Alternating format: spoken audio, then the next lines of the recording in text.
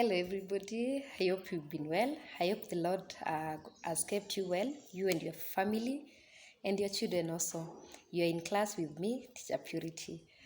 So, welcome to today's episode. And before I go to today's topic, we are going to do a quick review of what we have been learning in the previous episodes. So, I want you to answer the questions by yourself.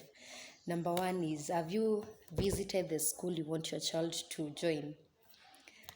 That is a pre-visit. Have you formed an habit with your child? Have you taught your child to be dependent? Have you allowed your child to interact with other children without you being there? If you have done that, well done. If you have not, or if you are still on the progress or the process of doing it, you will be there. So, previously I talked about a good parent-teacher relationship. So that is what I want us to look at today, because I feel we need more knowledge about this, because a lot of questions are there that how comes I'm not free with my teacher? How comes this parent is free with the teacher? There must be some things that need to be done there, here and there. And the reason why a teacher and a parent comes together, the main reason is the child. An innocent, very innocent child. And for a parent and teacher to walk in one road, one path, going to the same direction, there must be some things I as a teacher I'm supposed to do, and you as a parent you're supposed to do. So we are going to look at these steps, although there are so many, but I'm going to share around 8. And I know if you practice them, you'll notice some change, even in the way you relate with your child's teacher. I want to say this. The relationship I'm talking about is a professional relationship. That the main purpose of this coming together of the teacher and the parent is for the benefit of the child, nothing else. So I'm going to share these tips with you. For there to be a good parent relationship, some things have to be done. The first thing that should be done is, you as a parent, you should meet your child's teacher. I've said number one, you as a parent should meet your child's teacher.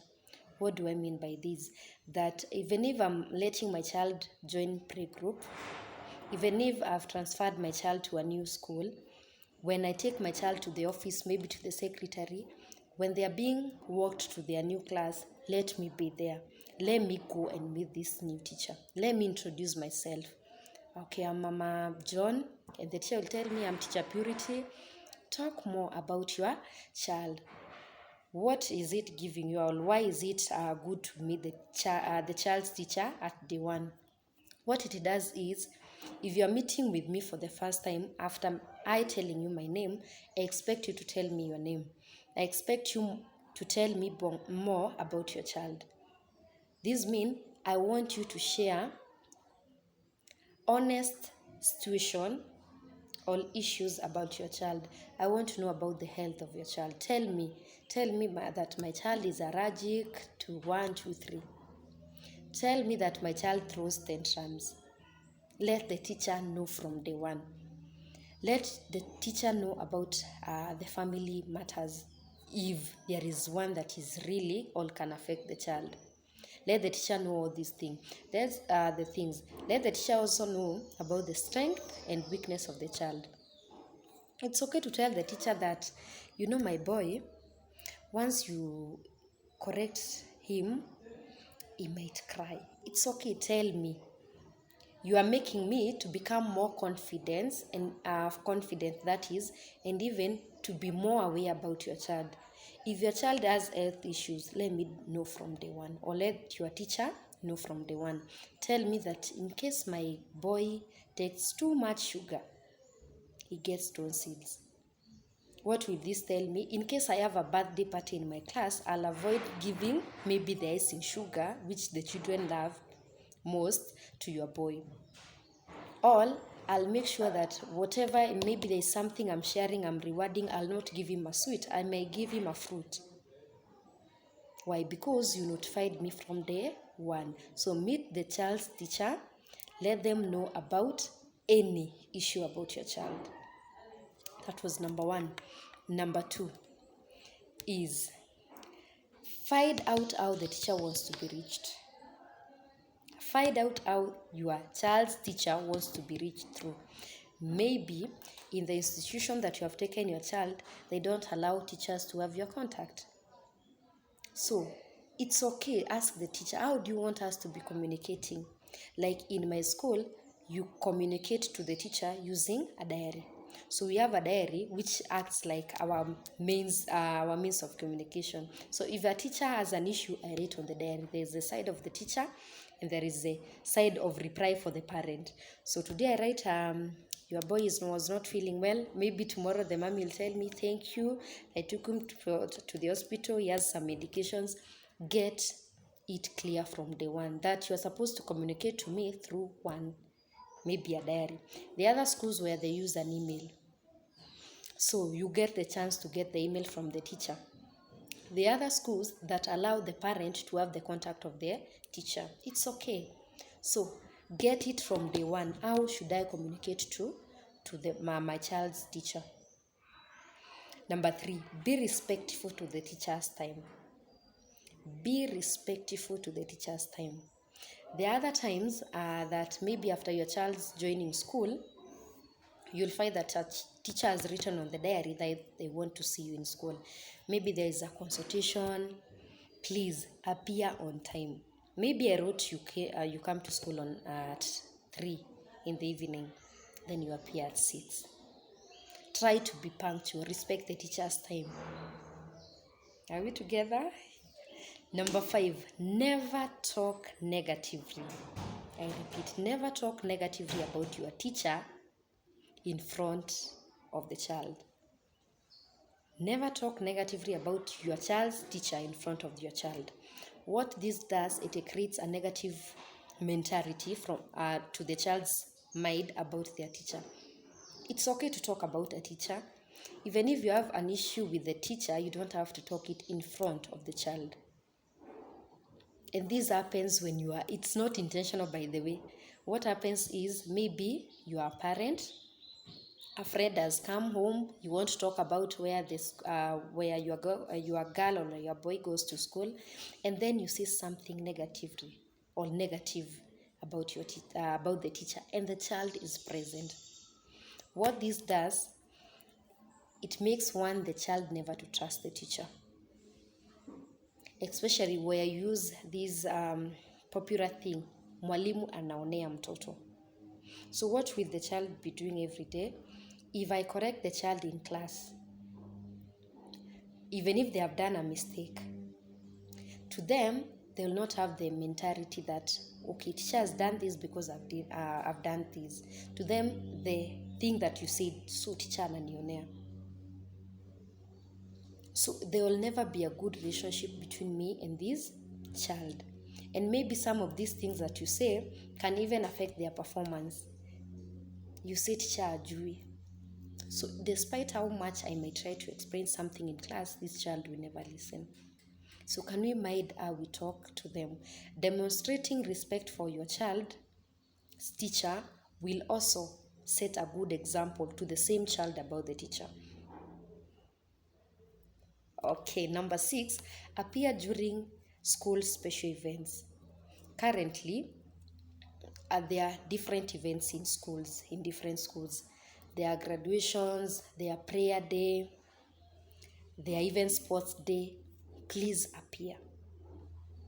You can imagine a teacher with 30 parents. It's on a sports day, and the competition is arranged in classes, and only two parents appear. You are a teacher with only 2 parents.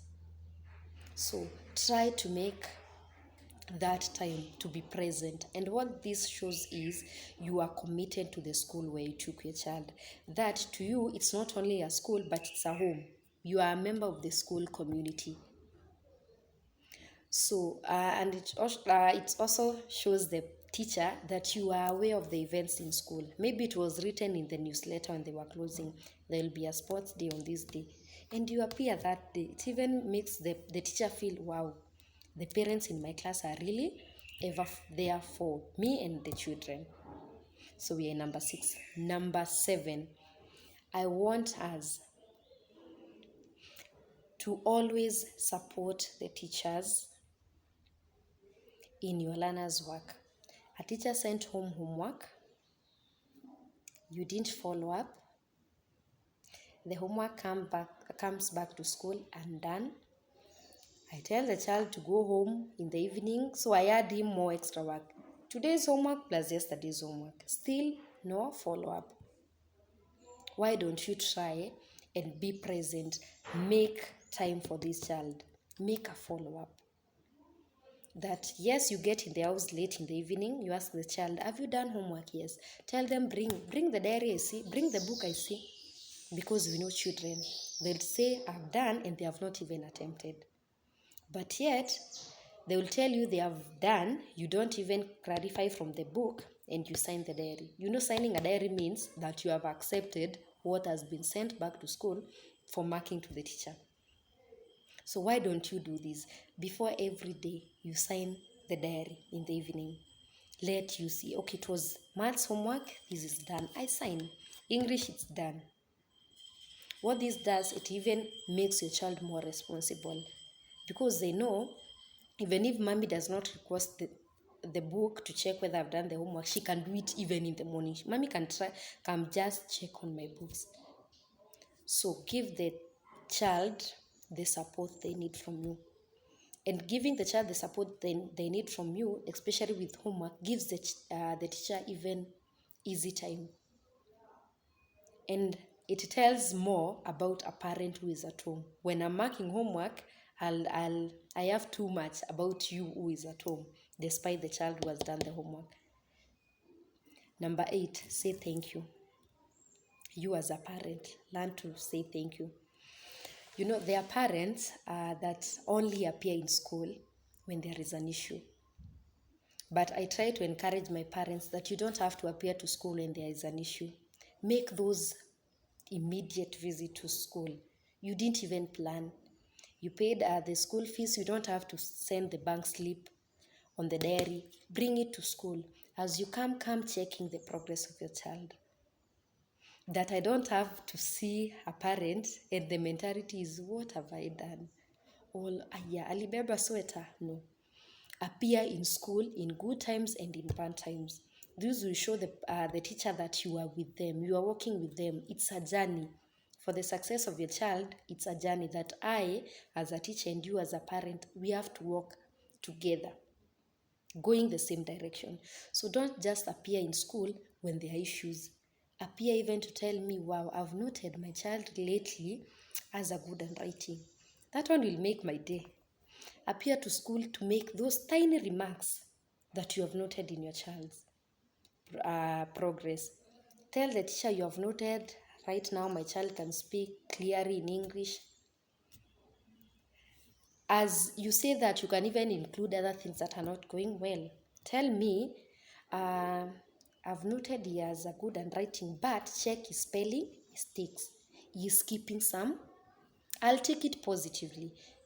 So learn to appreciate your child's teacher. Not in financial way, no, but a simple thank you makes the day of your child's teacher. And what it does, it builds that confidence, that trust, that togetherness, that I can tell the parent of so and so something and they'll not take it negatively. That I can tell you as a parent, your child, you need to check something about your child and you'll not take it negatively. Because at the end of the day, we are here because of this boy.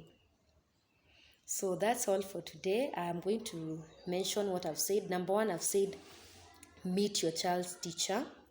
Number 2, I've said find out how to reach out to the teacher.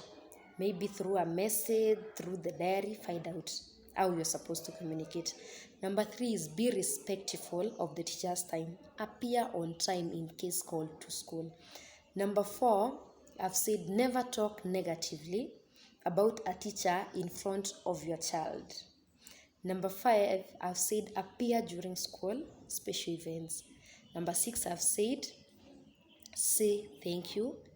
And I've even included share more knowledge about your child. Tell us alert us about your child's characters. Otherwise, until next time, bye.